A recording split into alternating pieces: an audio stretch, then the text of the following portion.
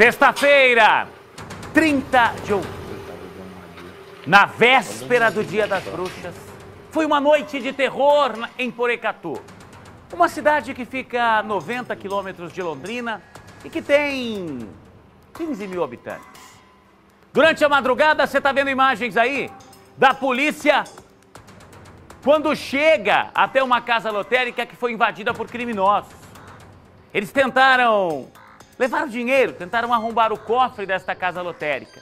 No momento em que a polícia foi acionada, começa uma troca de tiros. A polícia chega ao local e é recebida a bala. Olha as armas encontradas com os criminosos. Eram 4 os assaltantes. 3 acabaram caindo mortos. 3 morreram. Me dá as imagens da manhã de hoje, por favor. A nossa equipe foi para o local e acompanhou um pouco. A situação na lotérica, ela ainda está atendendo. Tentaram entrar pelos fundos. E no momento em que a polícia perseguia os criminosos, eles começaram a pular os muros. Numa serralheria lá perto, 2 foram mortos. No terreno de uma antiga companhia telefônica, mais um acabou caindo morto. O 4º assaltante segue foragido. E atenção para essa informação. Todos eles são londrinenses. Atenção, me dá a imagem primeiro do Gabriel Mendes Penteado, 22 anos, morador do Jardim do Sol aqui em Londrina. Adivinha? Tinha passagens pela polícia.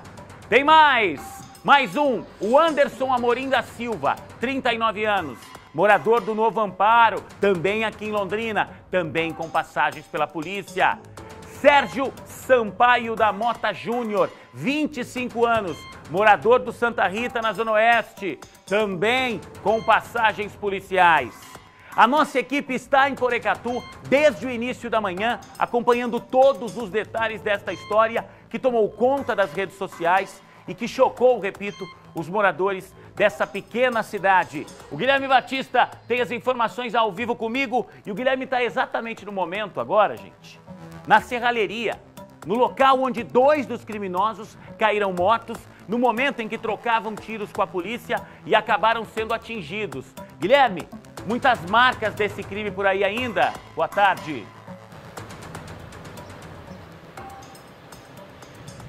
Boa tarde, Juliano Marcos. Boa tarde a todos que acompanham o Balanço Geral desta sexta-feira. Muitas marcas, os 2 criminosos, eles trocaram tiros com a polícia e foram encontrados mortos nos fundos aqui desse terreno. Antes da gente continuar para lá, eu vou pedir para o Lucas mostrar, você perguntou, Juliano, se tem marcas aí dessa noite de terror.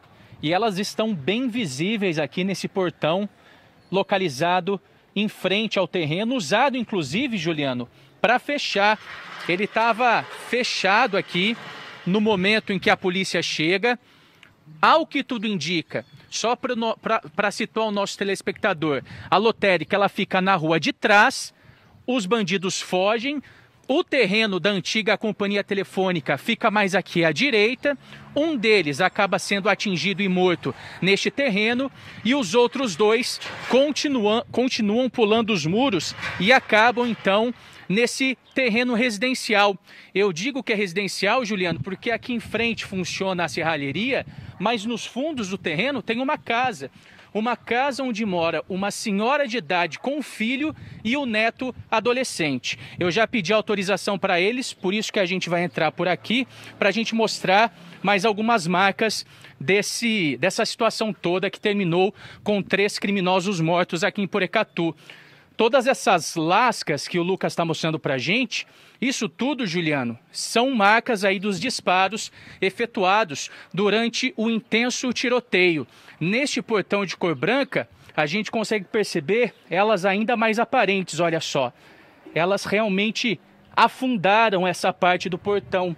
Houve uma intensa troca de tiros, os criminosos aqui do lado de dentro revidando contra os policiais que estavam nas ruas e os 2 ladrões, então, acabaram sendo atingidos e mortos aqui na casa. A gente tinha aqui, Juliano, bem aqui nesse trecho, vou pedir para o Lucas mostrar para a gente, algumas marcas de sangue também. Mas pelo que eu estou percebendo agora, acredito que a senhora, os moradores jogaram um pouco de água justamente para levar esse sangue embora, né? Tentar esquecer, tentar deixar para trás essa noite aí traumática que assustou muito os moradores aqui da cidade de Porecatu. E o segundo, ele caiu morto lá nos fundos. Ele, inclusive, foi atingido por diversos tiros e acabou também sendo morto aí pelos policiais. Depois do intenso tiroteio, a PM abriu o portão, adentrou aqui o local e encontrou os dois ladrões atingidos por diversos tiros e já sem vida, Juliano.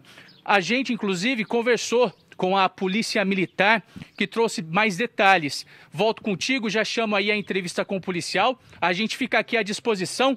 Vou, inclusive, daqui a pouco tentar ouvir os moradores, ver se eles falam com a gente também ao vivo aqui pelo BG, Gil. Fique à vontade aí, Guilherme, para a gente mostrar tudo. Guilherme está no local dos fatos, onde as coisas aconteceram. Repito, 3 londrinenses foram até Porecatu para praticar este assalto, para invadir a casa lotérica e acabaram sendo surpreendidos pela chegada da polícia. É bem aquilo que a gente sempre diz, né? Eles vão buscando as casas lotéricas que se transformaram em pequenas agências bancárias, vão buscando as pequenas cidades da nossa região que têm um efetivo policial menor e acham que vão com tranquilidade praticar o crime. Vamos ouvir o que disse a polícia para que a gente tenha mais detalhes do que aconteceu. Antes, eu só quero saber o seguinte do Guilherme, 12h07. Guilherme, eles estavam com um veículo Gol.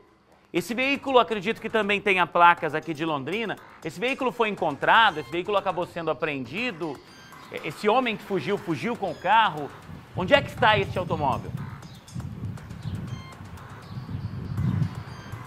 Juliano, essa informação de um quarto elemento, inclusive, ela não foi confirmada para mim pelo tenente Fracário do batalhão da Polícia Militar de Rolândia. Seria uma informação que, de acordo com ele, ainda estaria sendo apurada, mas então, pelo menos por enquanto, não há nenhum tipo de informação ou indício do paradeiro aí desse suposto veículo e desse quarto assaltante. Quando eu conversei com o tenente hoje pela manhã, ele me disse que, num primeiro momento, seriam apenas 3 assaltantes que teriam invadido a lotérica, trocado tiros aí com a polícia e acabado morrendo todos os 3.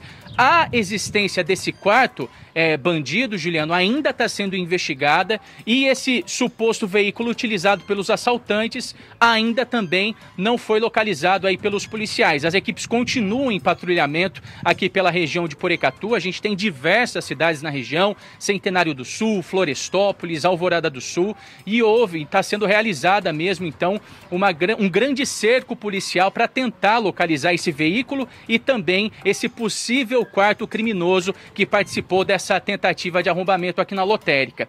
Um outro ponto que eu gostaria de destacar, Juliano, é o seguinte: a gente sabe que nessas cidades pequenas tem pouco efetivo policial. Infelizmente, essa é a realidade da estrutura da Polícia Militar do Estado. Tanto é que quando a lotérica é invadida e as informações são repassadas pelos policiais, apenas uma equipe vai até a lotérica checar a situação. Uma equipe é o quê? Uma viatura e 2 policiais militares.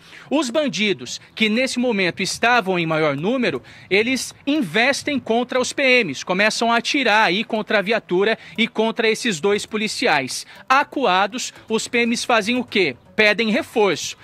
O diferencial da história toda é a seguinte: uma equipe da Rotan, do batalhão de Rolândia, ela estava participando de uma operação na divisa aqui do Paraná com o estado de São Paulo. Cidade de Porecatu é praticamente a última cidade paranaense até a divisa. Então tinha uma equipe da Rotan participando bem próximo daqui dessa operação. Quando os policiais aqui de Porecatu pedem apoio, essa equipe da Rotan vem imediatamente e só por conta dessa presença um pouco mais próxima foi possível então confrontar esses assaltantes que reagiram, acabaram sendo aí atingidos pelos disparos e mortos. Quem traz mais detalhes então desse trabalho da polícia é o tenente Fracaro da PM de Rolândia. O primeiro acionamento foi feito por pessoas que escutaram um barulho diferente próximo à lotérica, acionaram a polícia militar, no que a polícia se fez presente com uma equipe diária lá. Então 2 policiais chegaram para atender essa ocorrência. No que os policiais chegaram para tentar uma possível abordagem, eles perceberam que se tratavam de 3 indivíduos, inclusive já foram recebidos com disparos de arma de fogo, E aí, nesse primeiro momento, eles optaram por solicitar apoio, né? Frente a essa desvantagem numérica e também da forma como foram recebidos, eles solicitaram apoio, né? Coincidentemente, ontem na cidade de Porecatu, as equipes da Rotam haviam deslocado para lá para cumprimento de uma outra missão, uma outra operação nossa. Então esse apoio chegou de forma rápida no local lá. No que a Rotam chegou, foi feito um cerco. Esses 3 indivíduos, eles tentaram se evadir ali, foi feito um cerco para que fosse possível abordá-los, né? Nessa tentativa de abordagem, né, em 2 momentos distintos ali, as equipes foram recebidas por disparos de arma de fogo e tiveram que revidar essa injusta agressão, no que esses 3 indivíduos vieram a óbito. E depois de encerrada a ocorrência, os policiais voltaram à casa lotérica e já puderam perceber que já havia uma certa quantidade de ferramentas no chão, o buraco já estava sendo parcialmente feito, inclusive. Então, se os policiais não chegam a tempo, realmente eles teriam logrado o êxito de conseguir, de repente, até efetuar a subtração de uma quantia em dinheiro e se evadir. Não é exagero dizer que foi uma madrugada de terror para quem mora lá em Porecatu, tá? A cidade é pacata, tranquila. A Bruna, que é nossa estagiária, é de Porecatu. E ela disse, olha, tá todo mundo extremamente assustado com o que aconteceu. Imagina quem estava nas casas que foram sendo invadidas pelos bandidos quando eles estavam fugindo da polícia. Você conversou, Guilherme, com o Fabiano, que é sobrinho de uma senhora que mora aí nessa área da serralheria. 2 pessoas morreram aí no quintal da casa dela. Diz que ela chegou até a passar mal na hora, é isso? Exatamente, Juliano, passou mal sim, precisou ser encaminhada às pressas, inclusive, para um hospital aqui de Porecatu pela polícia. Essa senhora, ela mora aqui nessa casa, vou pedir para o Lucas mostrar para a gente.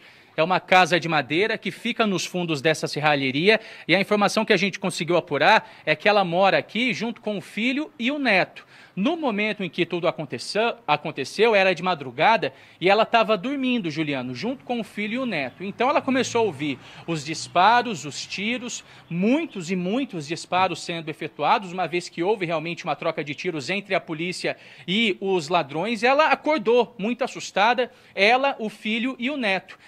Depois que o tiroteio ele foi concluído, os policiais entraram aqui no quintal, viram aí, observaram, confirmaram que os 2 ladrões estavam mortos e foram bater então nas portas aqui do fundo da casa para ver se estava todo mundo bem.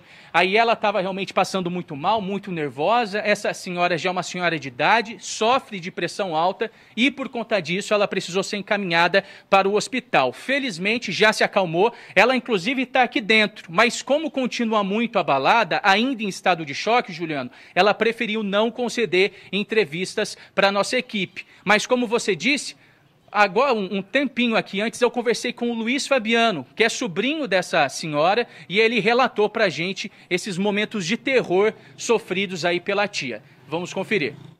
Barulhos, não sabia o que estava acontecendo, aí eles só abriram a porta na hora que os policiais bateram na porta e perguntaram se morava alguém. Aí abriram e saíram, o rapaz saiu para fora, aí conversou com o pessoal da polícia que socorreu ela, que estava ruim, passando mal. Precisou ser encaminhada para o hospital. Já teve que ir para o hospital. Muito nervosa, pressão alta. Pressão alta. E graças a Deus hoje está mais tranquilo, mas ainda está em choque ainda, né? Você vê pela altura dos muros, aqui o quintal da casa é um lugar sossegadíssimo. Aí de repente você vê um tiroteio e já acorda com o corpo dentro do quintal, é complicado.